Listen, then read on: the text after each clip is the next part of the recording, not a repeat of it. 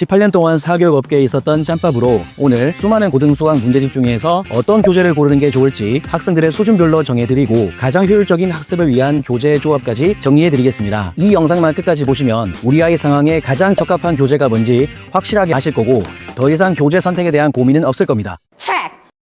반갑습니다. 오수학학원 원장 서기쌤입니다. 아마 이 영상을 보시는 분들은 거창대성고, 창녕 5갸고, 남해 해상고와 같은 소위 갑방고를 다니는 학생이나 학부모님이실 것 같아요. 그죠? 이 친구들의 문제가 뭐냐? 본인이 똑똑하다고 생각을 합니다. 자기 나름의 생각이 딱딱딱 정해져가지고 어른들 말은 잘 안 듣죠. 근데 친구들 말은 또 잘 들어요. 그걸 네가 어떻게 하냐? 제가 그 학교를 나왔기 때문에 잘 알고 있습니다. 이 이야기를 왜 하냐면 주위 친구들이 블랙라벨이나 고쟁이 푸니까 나도 고쟁이 풀어야지 이렇게 생각하면 곤란하다. 자존심을 잠시 내려놓고 본인에게 맞는 교재를 선택해야 된다 라고 말씀드리기 위함입니다. 먼저 기초 단계의 유형서입니다. 갑방고를 다니는 학생들은 거의 없긴 한데 중학교 공부도 잘 안 되어 있다 라고 한다면 자존심을 잠시 내려놓고요.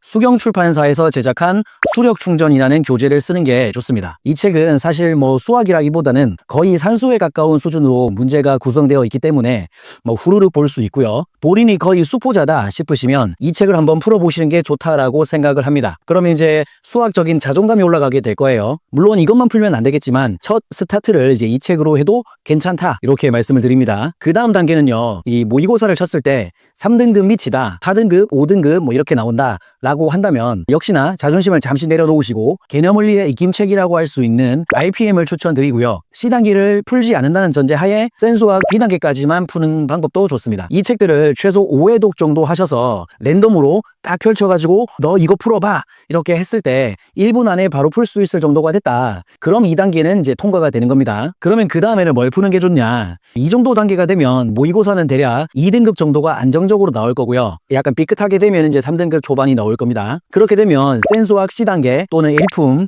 또는 블랙라벨 스텝 2까지만 또는 고쟁이도 스텝 2까지만 이 정도를 풀면 되겠습니다. 제가 왜 그리고가 아니고 또는 이라는 단어를 썼냐?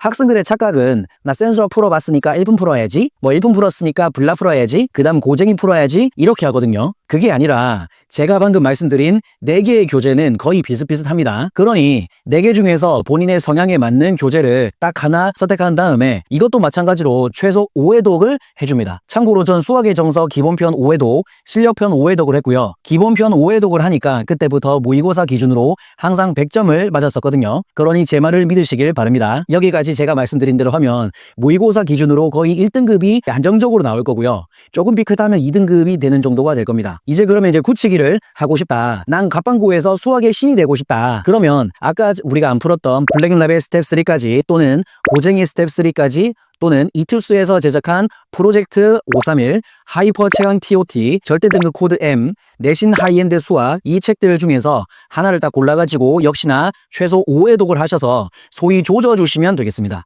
그러면 1등급은 당연하고 만점도 가능할 거라고 봅니다. 여기까지가 문제를 푸는 유형서를 소개시켜 드린 거였어요. 이제는 개념서를 가르쳐 드릴 건데 많은 친구들이 수학 공부해라 라고 하면 수학 문제를 풀고 있습니다. 즉 수학 문제 푸는 게 수학 공부하는 것이라고 착각을 하던데 제 이야기를 좀 드릴게요. 아까 제가 수학의 정서 기본편을 5회독 정도 할 즈음에 그때가 아마 고2 9모 아니면 11모였을 텐데 그때부터 제가 만점이 나왔다 했었잖아요. 그때부터 제가 자만했던 거예요. 그래서 그때부터 문제만 풀었는데 이게 무슨 말이냐? 사실 전 수학의 정석으로 회독수 공부를 할 때 항상 앞에 개념서도 읽고 뒤에 나오는 연습 문제를 같이 풀면서 반복을 한 거거든요.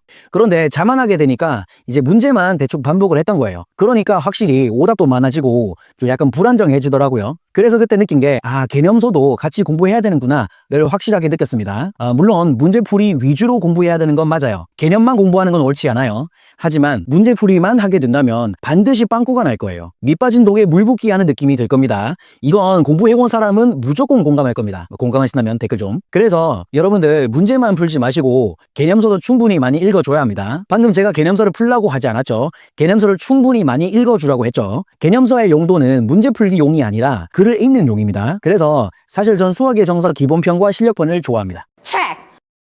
그럼 이제 개념서에는 어떤 게 있냐? 개념쌤이 있고요.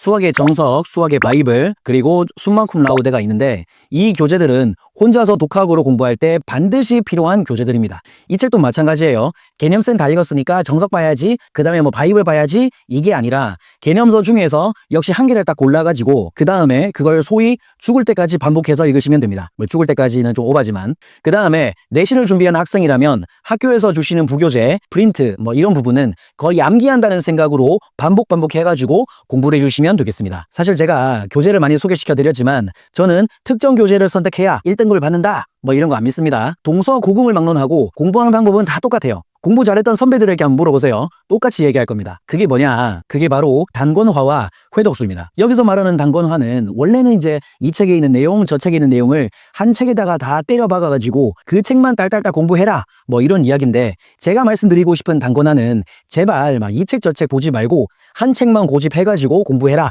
이 말이고요. 그 다음 회독수는 사실 저는 10번을 보라고 말하고 싶어요. 저도 그렇게 공부했었고 제가 그렇게 공부해가지고 토플 아시죠? 토플 RC 영역도 항상 30점 만점이 나왔습니다. 하지만 이렇게 말하니까 겁먹고 아예 시도도 못하는 학생들이 나와가지고 제가 말씀드리는 거는 아무리 못해도 5회독은 하자라고 말하고 싶습니다. 오늘은 고등수학 문제집에 대해서 말씀드려 보았는데요. 이 영상을 잘 숙지하셔서 학생 본인에게 잘 맞는 교재를 선정하신다면 충분히 1등급을 목표로 달릴 수 있을 거라고 생각합니다. 저는 다음에 좀 더 유익한 영상으로 찾아뵙겠습니다. 감사합니다. 오수학이었습니다.